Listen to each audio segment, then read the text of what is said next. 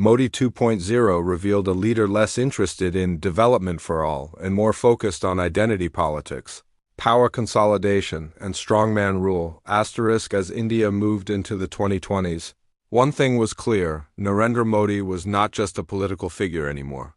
He had become a defining force of Indian democracy itself, a force both admired and feared, celebrated and criticized. 6. Modi and the Age of Crisis. COVID, farmers, and resistance asterisk. If Modi's first term was about hope, and his second term began with nationalist triumphalism, then the middle years of Modi's rule were defined by crisis. These years tested not only his government's efficiency, but also the limits of his carefully constructed strongman image, asterisk COVID-19.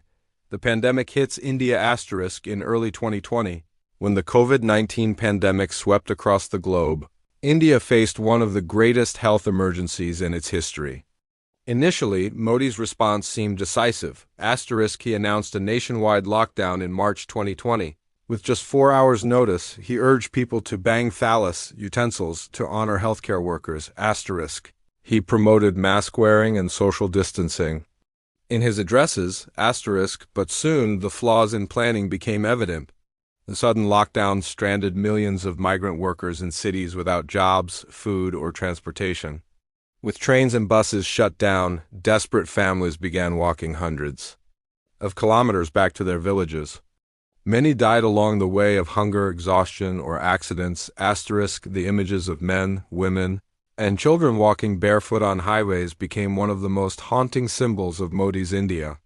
The second wave disaster 2021 asterisk. If the first wave was about disruption, the second wave of 2021 was about devastation. India's hospitals were overwhelmed. Patients struggled to find oxygen cylinders. Families waited outside hospitals with loved ones gasping for air. Asterisk. Crematoriums overflowed, and mass funeral pyres burned in cities. Asterisk. The government was accused of underreporting deaths and failing to prepare despite warnings. Modi continued large election rallies in states like West Bengal, where thousands gathered without masks, even as COVID spread like wildfire.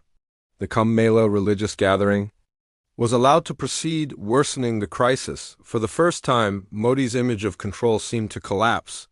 Social media was flooded with anger, grief, and criticism. Hashtags like #ResignModi trended worldwide. Yet, despite this humanitarian catastrophe, Modi's political standing was not fatally damaged. His supporters defended him, arguing that no leader could have handled a pandemic of this scale. The propaganda machinery shifted focus to vaccine distribution, highlighting India as the pharmacy of the world. The farmers' protest 2020-2021 asterisk. Even before COVID's second wave, Modi's government faced another massive challenge: the farmers' protest. In September 2020, Parliament passed 3 farm laws aimed at liberalizing agricultural markets. The government argued they would empower farmers, but many believe they favor corporations and threatened farmers' livelihoods. In response, farmers primarily from Punjab, Haryana, and Uttar Pradesh launched a historic protest. Thousands camped at Delhi's borders for over a year. They faced water cannons, barricades, and smear campaigns calling them Khalistani or anti-national. Despite harsh winters, scorching summers, and even COVID risks, farmers refused to back down. This was one of the rare moments when Modi seemed to face defeat. After months of resistance and global attention, the government finally repealed the farm laws in November 2021. Asterisk. The farmers' victory was not just about agriculture. It was about proving that organized citizen movements could challenge even the strongest of governments. Modi's international image during crisis. Globally, Modi's reputation took a hit during COVID-19. Media outlets that once hailed him as a reformer now criticized his authoritarian tendencies and mismanagement of the pandemic. The New York Times and The Guardian ran scathing editorials. International human rights organizations highlighted press crackdowns and internet shutdowns. Images of mass cremations spread across the world, contrasting sharply with Modi's boasts about India's preparedness. Yet Modi maintained strong ties with world leaders. India's role in producing vaccines like Covishield helped rebuild some of his international image as a global health partner. Propaganda and the politics of perception. Despite criticism, Modi's government doubled down on narrative control. Social media criticism was censored, with posts deleted under government pressure. BJPIT cells spread hashtags praising Modi's leadership. Pro-government media framed Modi as a tireless worker fighting for the nation while blaming states or opposition.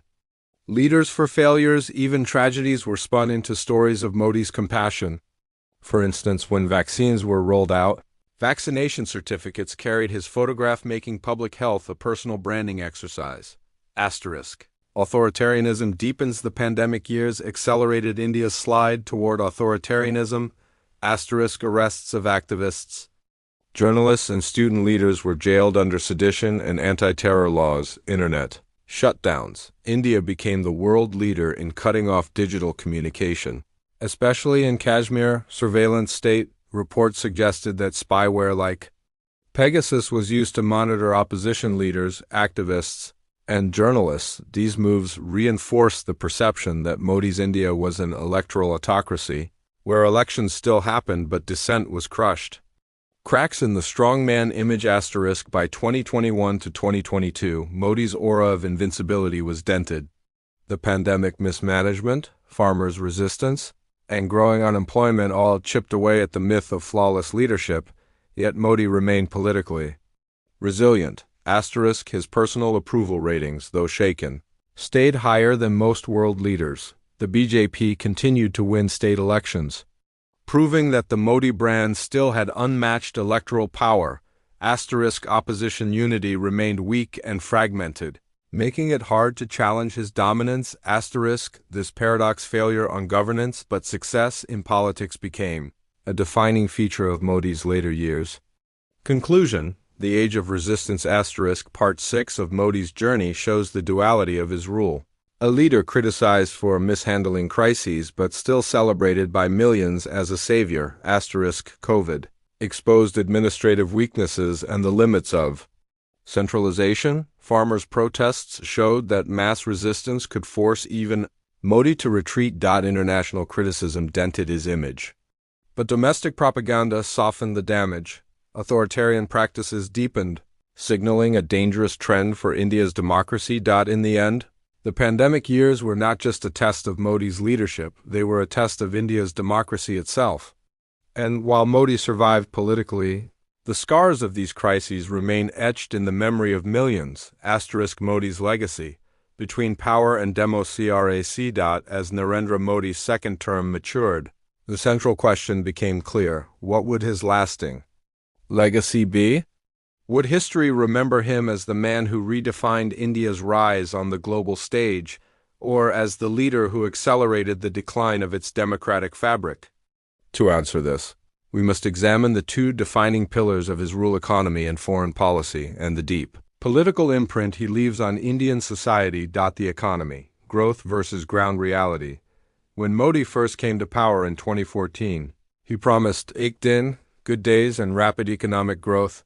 His pitch was simple: strong leadership, fewer regulations, and a business-friendly environment would unleash India's potential. Achievements highlighted by the government. India became the fifth largest economy in the world by nominal GDP. Digital initiatives like UPI, Unified Payments Interface, transformed payments. Big infrastructure projects, highways, airports, metro networks expanded rapidly. Foreign direct investment increased, with global companies showing greater interest in India, but the ground reality told a different story. Unemployment rose sharply, especially among the youth. The informal sector, which employs most Indians, suffered after demonetization 2016. And the GST rollout 2017, farmers continued to struggle with low incomes. Despite government promises, wealth inequality widened dramatically, with billionaires thriving while millions slipped into poverty. The government mastered the art of messaging, framing India as a rising economic superpower, yet for ordinary citizens, the benefits often felt distant. Foreign policy. The global strongman. Modi's foreign policy was one of his most visible strengths.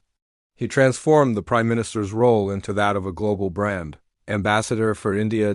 Key highlights: close ties with the U.S., especially under Donald Trump and later Joe Biden. Modi was repeatedly showcased at mega rallies like Howdy Modi in Texas, assertive diplomacy with China while Modi sought cooperation.